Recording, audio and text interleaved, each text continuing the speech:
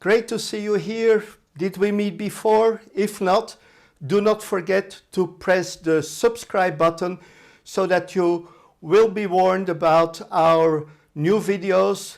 Of course, you have to also click the little alarm bell. Then every time we have a new video, you will get a reminder.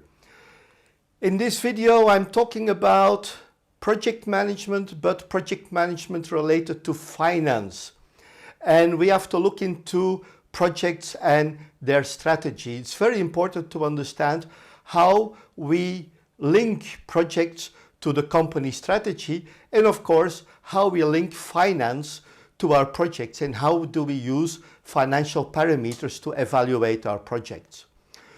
The company strategy is one of the main drivers for projects. Companies make long-term plans, strategic plans, where they want to go, what they want to do, and they translate them in short-term plans. It means that they will have yearly plans where every time a step of the overall strategy will be executed, will be realized, and it may adjust to changing circumstances. Now, typically, large companies have portfolios for the entire organization. They have portfolios for divisions, we call them sub-portfolios. Departments can have portfolios, and of course, portfolios contain the projects and the programs that will support that strategy. Now, typically, a long-term strategy on itself, it's too complicated to realize it as such, and the short-term plans, which are the more tactical applications of the strategy. What can we do in the field to realize the company's strategy? Now, when we look at the statements, when we look at the companies, they create typically the pro-forma statements, and pro-forma statements relate to the goal of the company, and they create the short-term plans. And based on the pro forma statements of the company, we can see what type of projects will be completed, what are the strategies to follow, what are the tactics to follow, and we also can see what is the expected result on the statements, or what is the result that we anticipate on the statement after the completion of the strategy. Now, when we look at a company strategy, in order to realize that company strategy, we have to invest. That investment leads to a portfolio. So we have a certain amount to invest.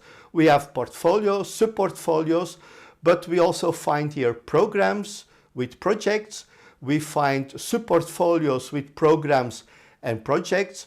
We find independent projects, and of course all those together, they create the benefits that will support the company strategy, and that's the basis of the projects that we will do for a company. Now, there are other things that we have to consider. Creating a portfolio is quite complex. Now, we have to find out what is necessary to support the company strategy over the next year, or sometimes a little bit longer period. And we have to find out what do we have to include to have an optimized effect. We want to optimize the combination of sub-portfolios, programs and projects, and it's different from combining the best project. The totality of the portfolio have to be optimized. We don't have to have every project or program optimized. It's the overall goal that has to be the best. And that's important to look at this, because it's what we basically call system thinking.